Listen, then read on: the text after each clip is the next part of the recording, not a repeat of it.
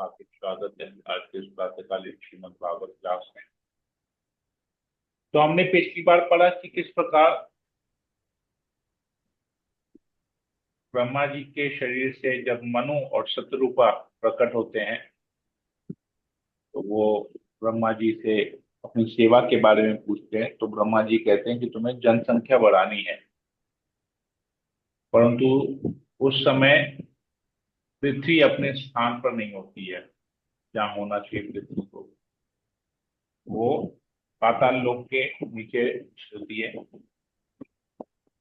समुद्र के भीतर।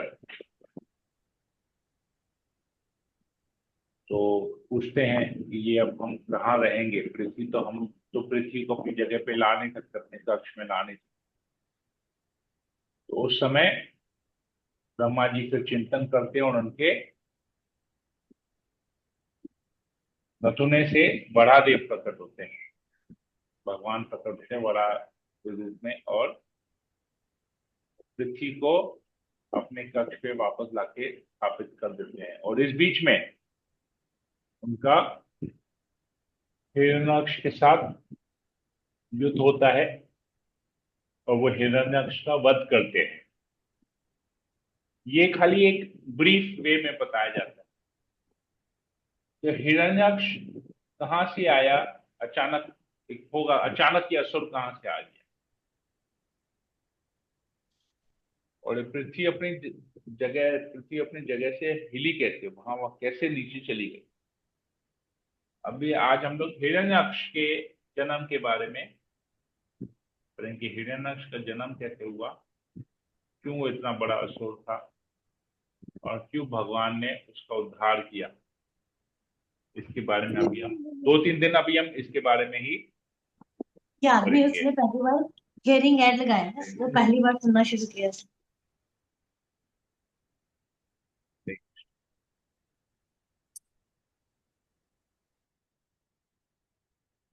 ओम ज्ञानतिमिरान्धस्य ज्ञानञ्जनशलाकया चक्षुरुन्मीलितं येन तस्मै श्रीगुरवे नमः।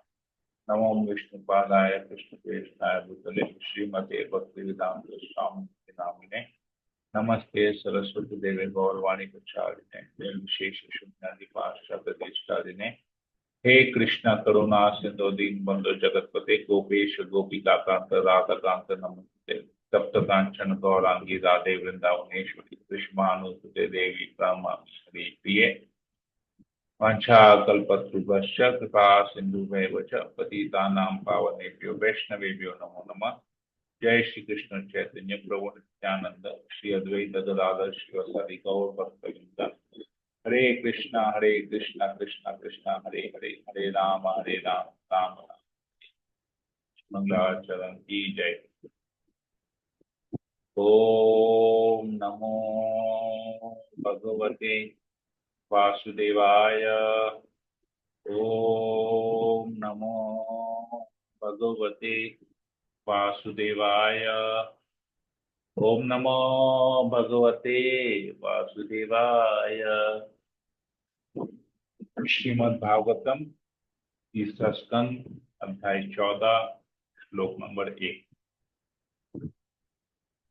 सुखदेव गोस्वामी ने कहा, महर्षि मैत्रेय से वरा रूप में भगवान के अवतार के विषय में सुनकर दृढ़ संकल्प विदुर ने हाथ जोड़कर उनसे भगवान के अगले दिव्य कार्यों के विषय में सुनाने की प्रार्थना की, क्योंकि वे विदुर अब भी दुष्ट अनुभव नहीं कर रहे थे।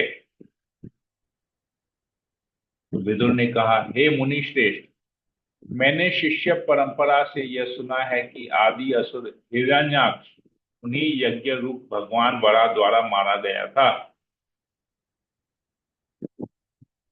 हे ब्राह्मण, जब भगवान अपनी लीला के रूप में पृथ्वी ऊपर उठा रहे थे तब उस असुर राज तथा भगवान वरा के बीच युद्ध का क्या कारण था? मेरा मन अत्यधिक जिज्ञासु बन चुका है, अतः भगवान के आविर्भाव की कथा सुनकर मुझे तुष्टि नहीं हो रही है, इसलिए आप इस श्रद्धावान भक्त से और अधिक कहें। तो यहाँ पर हम देखते हैं कि मैत्रेय ऋषि ने वरादेव की लीला को बहुत संक्षेप में बताया, बहुत समराइज करके शॉर्ट में बता दिया, जल्दी बता दिया। तो इससे विदुर क्या हुआ, सेटिस्फाइड नहीं हुआ, तुष्ट नहीं हुआ, उसे डिटेल में सुनना था इसके बारे में।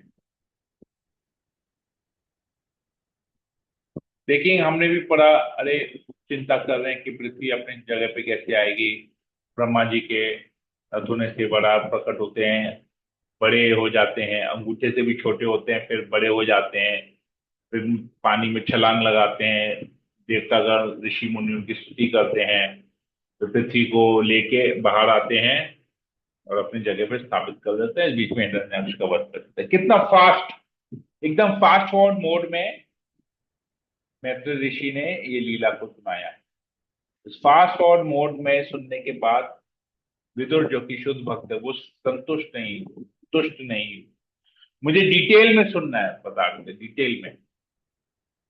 तो ये भक्तों का भाव होना चाहिए ऐसे।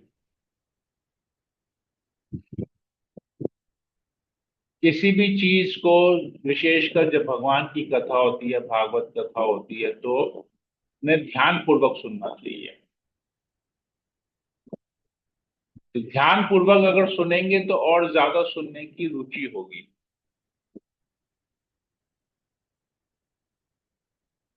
परंतु कभी कभी हम ऐसा देखते हैं, किसी कारणवश, जब विशेषकर जब हम लोग ये ऑनलाइन क्लास कर रहे हैं, तो जहां पर कोई किसी को देख नहीं पा रहे, सब लोग अपने घर में बैठे हैं, तो इस बीच में भी ना ये जो आधा पौना घंटा हम क्लास करते हैं, तो बड़ा दुर्भाग्य का बात है कि भक्त लोग ना अपने लिए समय नहीं निकाल पाते। उस समय भी घर के पीछे में बातचीत चलते रहता है, कोई किससे बात करे, कोई किससे बात करे, कोई किससे बात करे। तो ध्यान पूर्वक कथा को आधा घंटा सोचिए, इतने इतना हमारा ऐसा दुर्भाग्य है कि हम अपने लिए भगवान की कथा सुनने के लिए, जिससे हमारा हृदय पवित्र होगा, हम उसके लिए आधा घंटा समय नहीं निकाल पाते 24 घंटे में से। वो भी हफ्ते में कुछ दिन होता है, 3-4 दिन होता है क्लास, प्रतिदिन होता नहीं है, फिर भी हम समय नहीं निकाल पाते। तो इसी के कारण हम भक्ति में आगे भी नहीं बढ़ पाते। बीच बीच में लोगों का जो है म्यूट से अनम्यूट हो जाते हैं, अपने आप अनम्यूट हो जाता है, स्पीकर ऑन हो जाता है और घर की बातें सुनने की आती है। तो देखिए, जहाँ भगवान की कथा हो रही है वहां पर लोग एक दूसरे से कैसे बात कर रहे हैं, वो सब बातें यहाँ पर आ जाती है। तो ये ऐसा करने से किसका नुकसान है, हम खुद ही अंदाज लगा सकते हैं, जो भी है। तो यहाँ पर हम भक्त का भाव देख रहे हैं कि वो तुष्ट नहीं होता है, अगर उनको कोई संक्षेप में बताता, उनको विस्तार में सुनना होता है। महर्षि मैत्र ने कहा, हे योद्धा, तुम्हारे द्वारा की गई जिज्ञासा एक भक्त के अनुरूप है, क्योंकि इसका संबंध भगवान के अवतार से है। वे मर्त्यों को जन्म मृत्यु की श्रृंखला से मोक्ष दिलाने वाले हैं। तो भगवान की कथा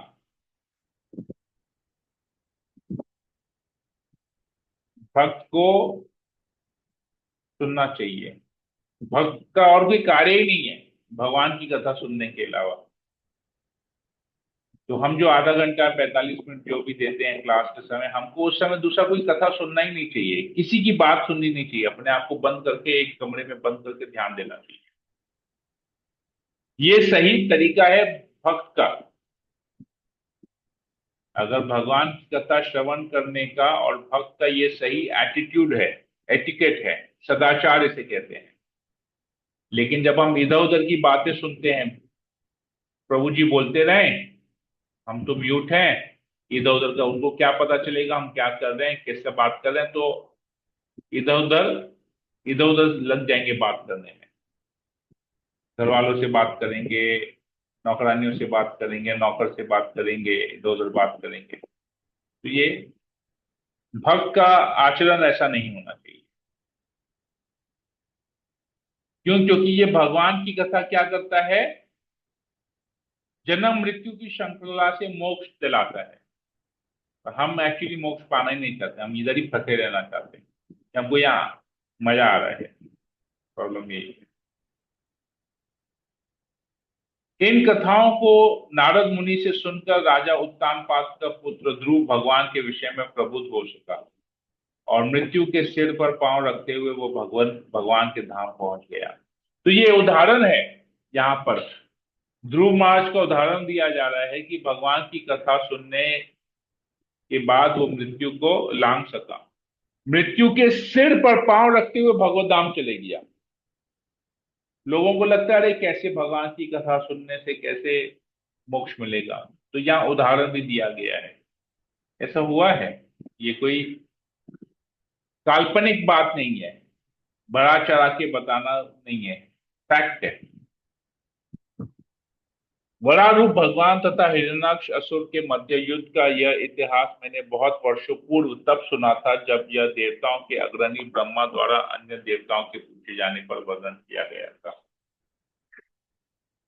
तो ये जो कथा है बड़ा देव का हिरण्याक्ष के साथ युद्ध, ये ब्रह्मा जी जब देवताओं को भागवत सुना रहे थे तब मैत्र ऋषि वहां पर उपस्थित सुन रहे थे, तो वही इसी चीज को रिपीट कर रहे हैं। कहते हैं कि दक्ष की कन्या दीति ने काम इच्छा से पीड़ित होकर संध्या के समय अपने पति मरीचि पुत्र कश्यप से संतान उत्पन्न करने के उद्देश्य से संभोग करने के लिए प्रार्थना की।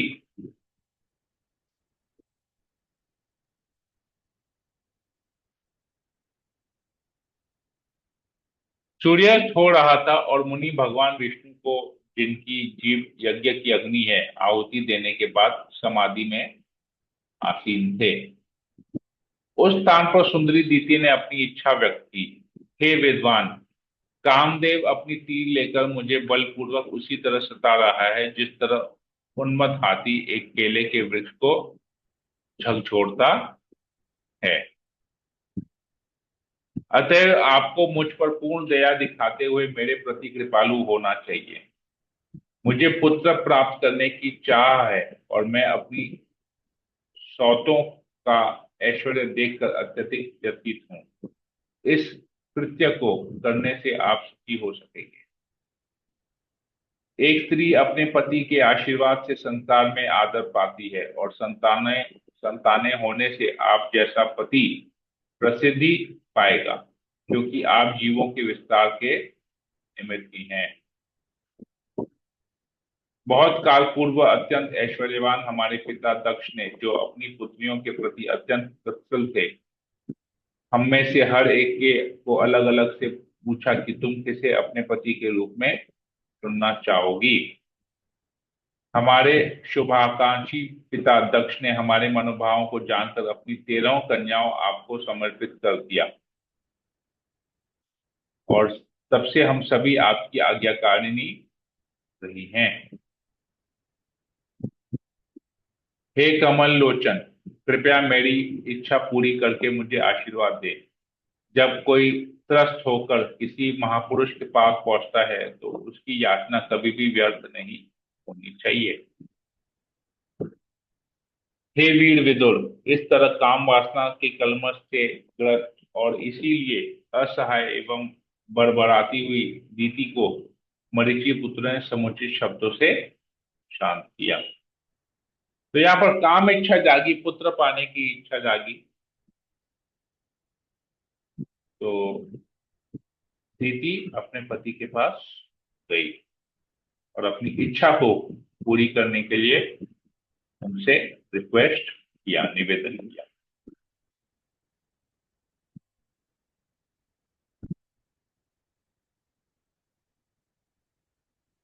हे भीरु, तुम्हें जो भी इच्छा प्रिय हो उसे मैं तुरंत तृप्त करूंगा, क्योंकि तुम्हारे अतिरिक्त मुक्ति की 3 सिद्धियों का स्रोत और कौन है।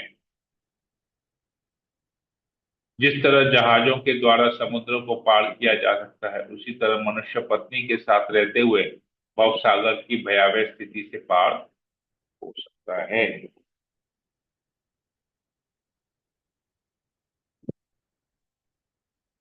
हे आदरणीय पत्नी इतनी सहायताप्रद होती है कि वह मनुष्य के शरीर की अर्धांगिनी कहलाती है, क्योंकि वह समस्त शुभ कार्यों में हाथ बटाती है। पुरुष अपनी पत्नी पर जिम्मेदारियों का सारा भार डालकर निश्चित होकर विचरण कर सकता है। तो देखिए यहाँ पर पत्नी का महत्व बताया जा रहा है। पत्नी की जो इच्छा थी उसने पति का रोल बताते हुए उस इच्छा को प्रकट किया, और पत्नी की इच्छा पूरी करने के लिए पत्नी का क्या क्या कर्तव्य है उसके बारे में यहाँ पर पहले बता रहे हैं। कहते हैं हाँ, तुम्हारी इच्छा मैं पूरी करूंगा क्योंकि तुम ऐसे ऐसे हो, अर्धांगिनी कहते हैं। सारे कार्यों में, सारे शुभ कार्यों में हाथ बटाती है। देखिएगा, कोई भी यज्ञ पति और पत्नी होने के बाद ही यज्ञ संपन्न होता है।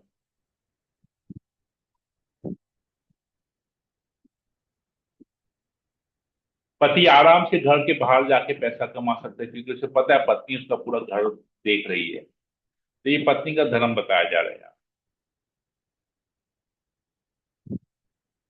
जिस तरह किले का सेनापति आक्रमणकारी लुटेरों को बहुत आसानी से जीत लेता है, उसी तरह पत्नी का आश्रय लेकर मनुष्य उन इंद्रियों को जीत सकता है जो अन्य आश्रमों में अजय होती हैं।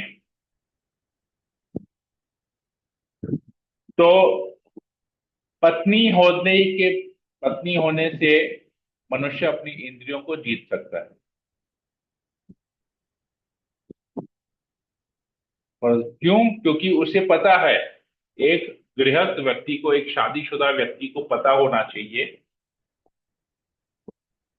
कि उसके पास एक पत्नी है जिससे उसका लेजिटिमेट शास्त्र अनुमोदित संबंध है।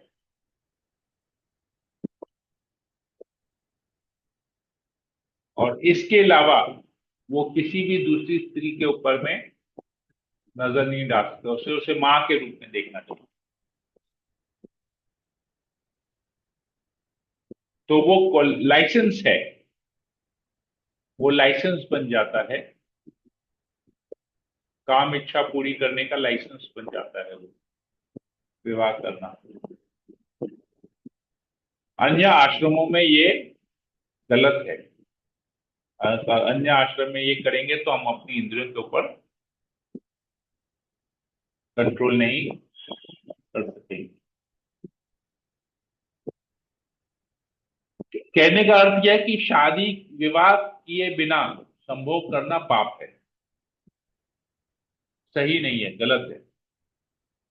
तो विवाह का बंधन ही ये बंधन होना चाहिए जिसके अंदर रह के पति और पत्नी संभोग कर सकते हैं। हे घर की रानी, हम न तो तुम्हारी तरह कार्य करने में सक्षम है, न ही तुमने जो कुछ किया है उससे उत्तरण हो सकता है। चाहे हम अपने जीवन भर या मृत्यु के बाद भी कार्य करते रहें, तुमसे उत्तरण हो पाना उन लोगों के लिए भी असंभव है जो निजी गुणों के प्रशंसक होते हैं। तो पत्नी का जो कार्य है वो कभी भी पति नहीं कर सकता है, सोच भी नहीं सकता है करना ऐसा। उसके बराबर का तो हो भी नहीं सकता है, उसको पार तो करना दूर है, उसके बराबर का भी नहीं हो सकता है।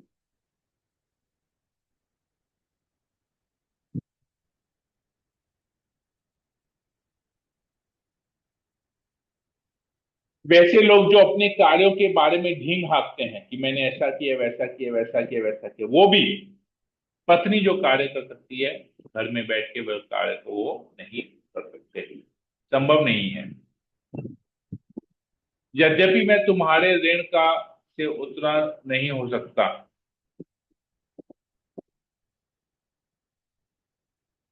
यदि मैं तुम्हारे ऋण से उत्तीर्ण नहीं हो सकता, किंतु मैं संतान उत्पन्न करने के लिए तुम्हारी काम इच्छा को तुरंत तुष्ट करूंगा।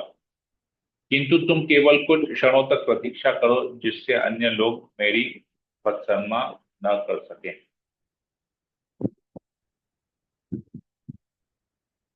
तो कहते हैं कि मैं तुमने जो भी मेरे लिए किया है, एक पत्नी होने के नाते तुमने जो भी मेरे लिए किया है, तो ये मेरा पति होने के नाते मेरा फर्ज बनता है कि मैं तुम्हारी इच्छा को पूरी करूं।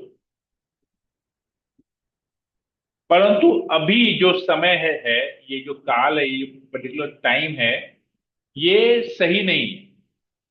कुछ समय जाने दो, थोड़ा सा, मतलब ऐसा नहीं कहते कुछ समय, मतलब कुछ दिन महीने जाने दो, नहीं, कुछ समय, थोड़ा सा टाइम, कुछ सेकेंड्स मिनट्स के बाद, कुछ समय के बाद मैं तुम्हारी इच्छा को पूरी करूंगा। अभी करने से लोग मेरी भर्त्सना करेंगे।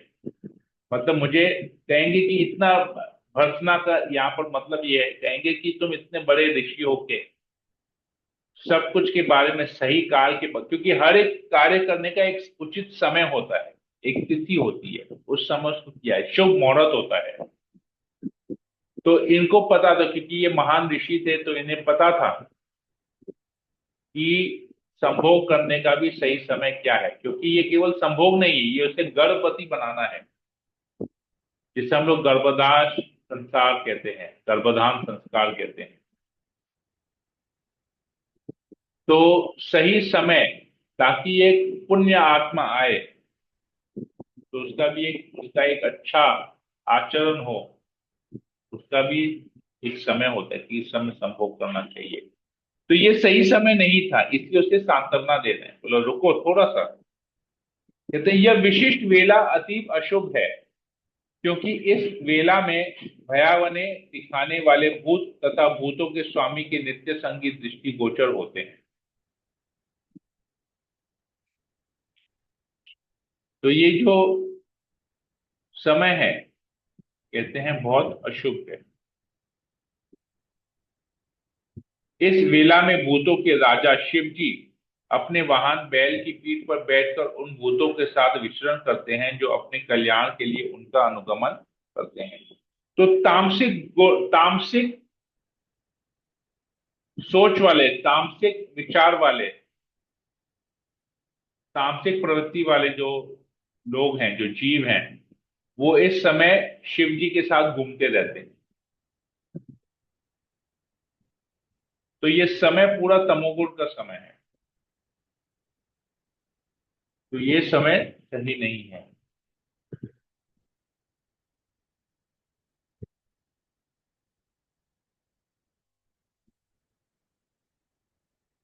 यहाँ पर शिव जी को ग्लोरीफाई करते हैं। यहाँ पर कहते हैं शिव जी का शरीर लाला है और वह निष्कलुष है, किंतु वे उस पर राख पोते रहते हैं। उनकी जटा शमशान भूमि की बवंडर की धूल से दूषित रहती है। वे तुम्हारे पति के छोटे भाई हैं, और वे अपने 3 नेत्रों से देखते हैं। तो शिव जी यहाँ पर इसके छोटे भाई हैं, क्यों? क्योंकि सभी ब्रह्मा से आए हैं।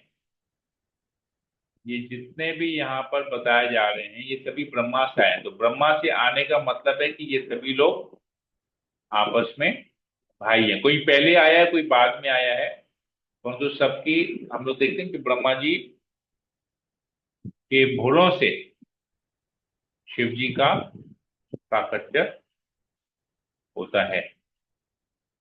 तो ये यहाँ पर के बारे में बता रहे हैं।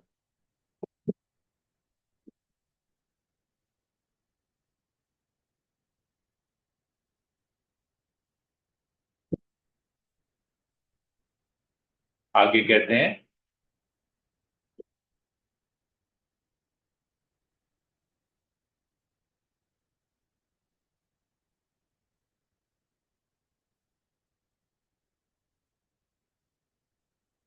शिव जी का शरीर, ओके, ये क्या, शिव जी किसी को भी अपना संबंधी नहीं मानते, फिर भी ऐसा कोई भी नहीं है जो उनसे संबंधित ना हो। वे किसी को न तो अति अनुकूल न ही निंदनीय मानते हैं। हम उनके उच्चिष्ट भोजन की सादर पूजा करते हैं, और वे जिसका तिरस्कार करते हैं उसको हम शीश झुकाकर स्वीकार करते हैं।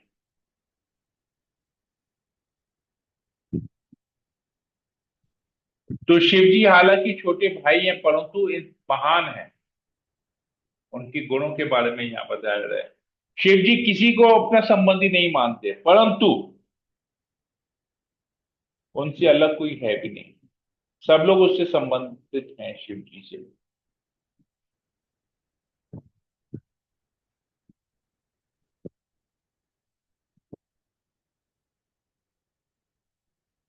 तो शिव जी का उच्चिष्ट मतलब शिव जी का प्रसाद की हम पूजा करते हैं, और शिव जी जिसका तिरस्कार करता है, मतलब शिव जी जिसको त्याग देते हैं, जिसे स्वीकार नहीं करते, उसे हम शीश झुकाकर स्वीकार करते हैं। कश्यप मुनि ये यहाँ पर बता रहे हैं। यद्यपि भौतिक जगत में न तो कोई भगवान शिव के बराबर है, न उनसे बढ़कर है, और अविद्या के समूह का छिन्न भिन्न करने के लिए उनके अनिंद चरित्र का महात्माओं द्वारा अनुसरण किया जाता है, फिर भी वे सारे भगवत भक्तों को मोक्ष प्रदान करने के लिए ऐसे बने रहते हैं जैसे कोई पिशाच हो।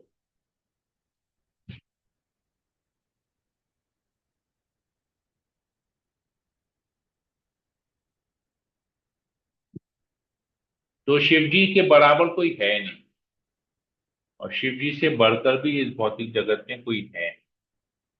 तो शिव जी इतने महान हैं, तो ब्रह्मा जी से भी ऊपर है। ये आगे हम लोग पढ़ेंगे तो हाई लेवल का स्टडी आता है। तो शिव जी कितने महान हैं, उनमें ब्रह्मा जी से भी ज्यादा गुण हैं। ब्रह्मा जी में 50 गुण हैं, शिव जी में 55 गुण हैं, विष्णु में 60 गुण हैं, कृष्ण में 64 कलाएं हैं। तो ये एक सीक्वेंस आता है।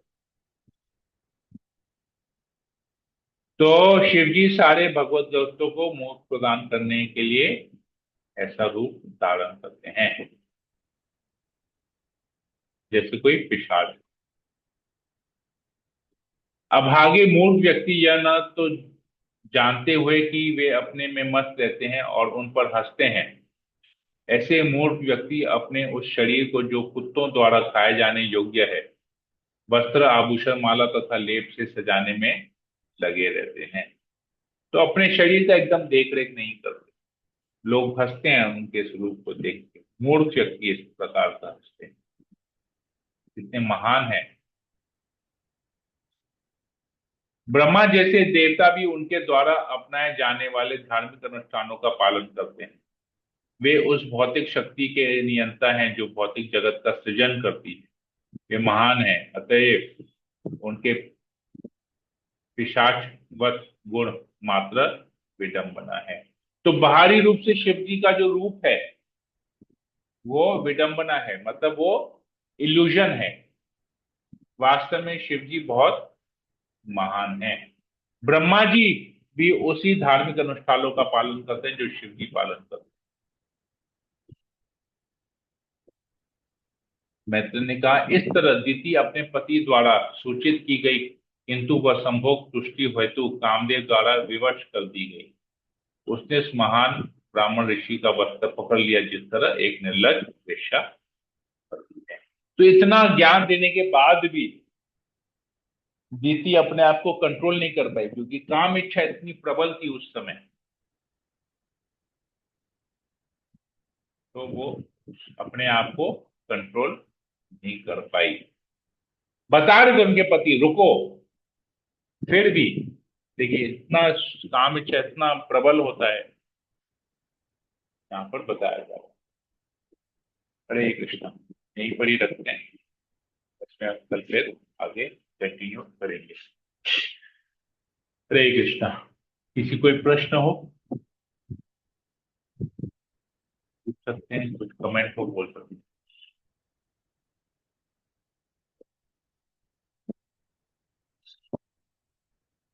नहीं कर मुझे हरे कृष्ण। यस विनीत प्रभु, कुछ पूछना है?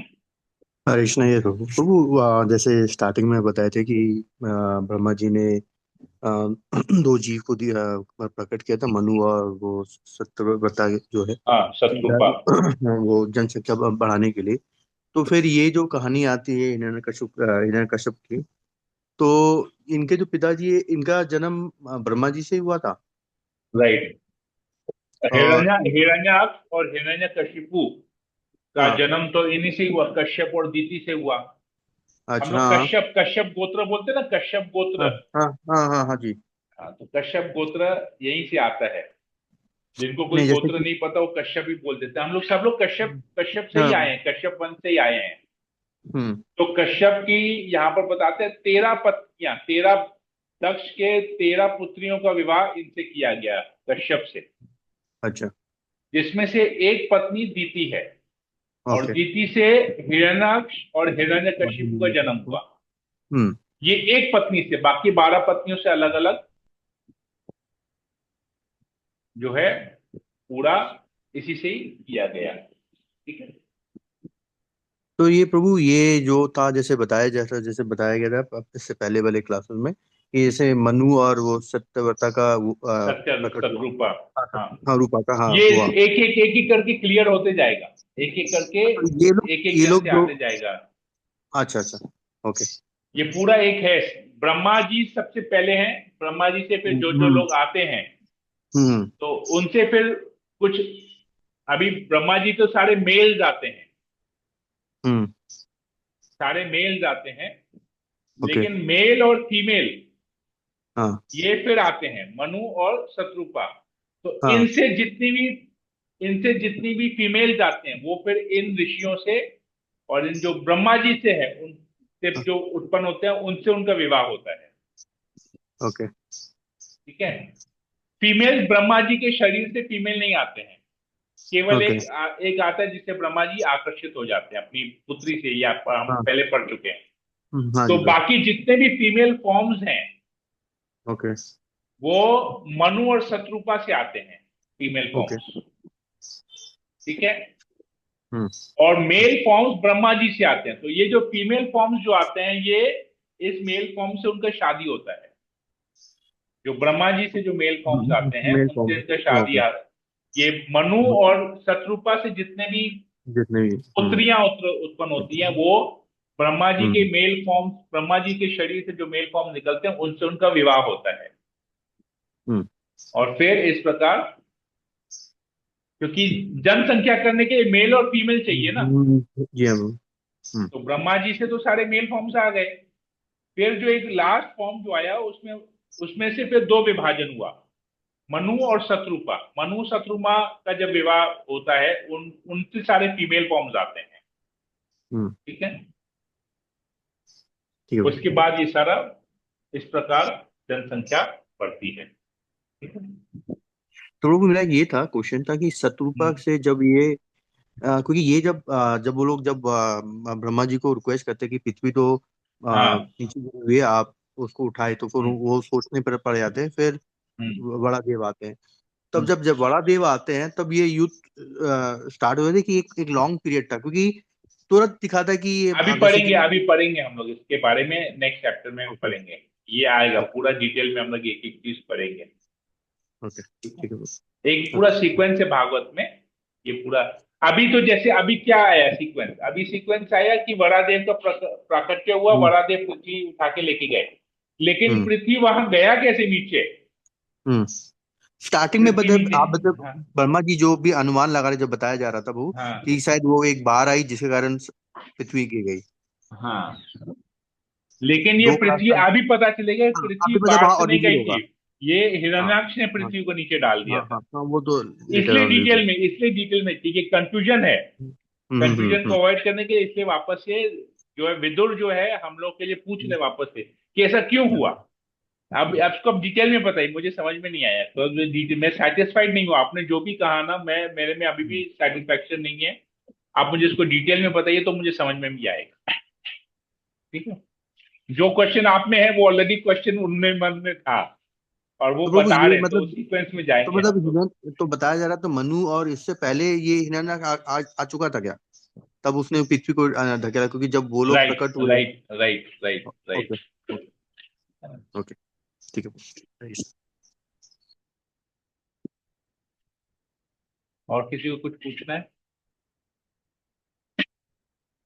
ये ना? और अगर कुछ भी डाउट्स है ना, तो इसको हम लोग ना, आप वापस से एक नोटबुक अगर बनाएंगे ना, तो ब्रह्मा जी से कौन कौन प्रकट हुआ उसका एक लिस्ट बनाते जाएंगे। जैसे जैसे हम लोग चैप्टर कवर करते जाते हैं वैसे वैसे लिस्ट बनाते जाएंगे ना, तो पूरा हमको पूरा प्रोजेनी कहाँ से स्टार्ट हुआ है, हम कहाँ से आए हैं, पूरा वंश आपको वहां से मिल जाएगा। धीरे धीरे करके सब कुछ वंश मिल जाएगा, कौन किसका है कौन किसका है, वो एकदम क्लियर हो जाएगा।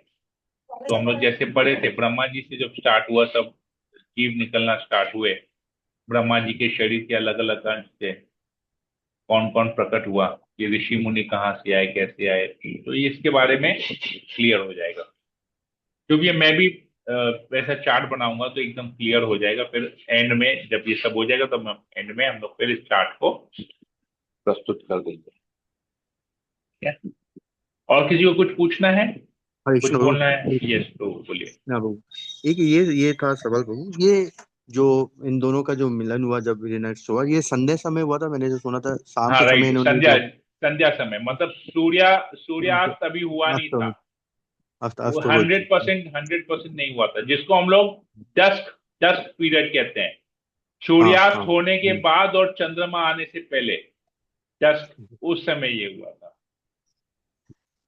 अच्छा, ये पीरियड मतलब बोलते हैं कि खराब है। इनऑस्पिशियस है, नॉर्मली हाँ नॉर्मली क्या इनऑस्पिशियस होता है। है बाबू कि ये जैसे कि ये समझते हैं कि अगर जब भी कोई बच्चा होता है तो अपने माँ बाप के गुण लेके पैदा होता है। तो ये तो पूरा विपरीत हुए ये लोग दोनों अपने माँ बाप के गुण हाँ के, क्योंकि क्योंकि क्योंकि ये समय के लिए हाँ देखिए, अभी माँ का गुण यहाँ पर क्या बताया जा रहा है। उसकी मतलब वो डिजायर हुई जो भी उस हाँ समय लस्टी उनकी। डिजायर, लस्टी डिजायर तो हाँ गलत है ना। हाँ। लस्टी डिजायर तो लेकिन गुण एक गलत एक होता हो है ना कि गया। आप माँ बाप के कैरेक्टर भी लेते हैं, क्योंकि उनकी हाँ माता के कैरेक्टर तो लेकिन ठीक था, लेकिन समय उस समय पीरियड उस समय समय में बस। समय अच्छा। समय का बहुत ज्यादा प्रभाव रहता है ना। समय ओके का साथ बहुत ज्यादा प्रभाव रहता है। इधर फोर्स्ड, ये जो संभोग था ये फोर्स था, ओके। ये फोर्स किया गया। यहाँ हाँ। पर तो कैरेक्टर क्या था, कश्यप मुनि का हम्म संत है, मतलब ही इज अ हम्म ऋषि, और वो हम्म। बोल रहे हैं ये उचित समय नहीं है, ओके लेकिन उसको फोर्स किया गया। ओके। तो फोर्सफुली जो कार्य होता है, मतलब इच्छा के विरुद्ध जो कार्य होता है, तो वो क्या सही है? नहीं है ना। नहीं नहीं तो उसमें नहीं। गुण कहाँ से आएंगे? ओके। वो गुण कहाँ से आएंगे? आप सही समय पे अगर सही कार्य को नहीं करते हैं, अनुचित समय पे, अभी जैसे इसको छोटा सा एग्जाम्पल ले लेते हैं, बिजनेस बिजनेस के सेंस में ले लेते हैं। अभी मान लीजिए गर्मी का समय है, ठीक है ना, गर्मी का सीजन है। अब गर्मी के सीजन में अगर हम सिल्क पे, वेलवेट पे, भारी कपड़े के ऊपर में अगर प्रोडक्शन करेंगे तो क्या वो बिकेगा? नहीं ब्रो, वो तो नहीं होगा। वेलवेट कपड़ा खराब नहीं है, सिल्क कपड़ा खराब नहीं है, हम्म महंगे हम्म। में महंगा कपड़ा है, लेकिन क्या है, समय उचित समय नहीं के है। लिए। ये समय उचित नहीं है उस चीज के लिए। तो क्या होगा, गलत, मतलब उसका जो पर्पस था पर्पस सॉल्व नहीं होगा। ठीक है, समझ में आया ये बात अभी? हाँ बाबू जी। यस, ठीक है, ओके। और किसी को कुछ पूछना है? ईशानी इंद्रा माता जी, कोमल, राजू प्रभु, आशा रानी माता जी? नहीं? क्लियर है प्रभु। ओके ठीक है, ठीक है, फिर हम सेशन को यही एंड करते हैं। हरे कृष्णा कृष्ण कृष्ण हरे हरे, हरे राम राम राम हरे हरे। वंशा कल्पतरुभ्यश्च कृपा सिन्धुभ्यश्च पतितानां पावनेभ्यो वैष्णवेभ्यो नमो नमः। समेत भक्तवृंद की जय, श्रील प्रभुपाद की जय, ग्रंथ भागवतम की जय। हरे कृष्णा।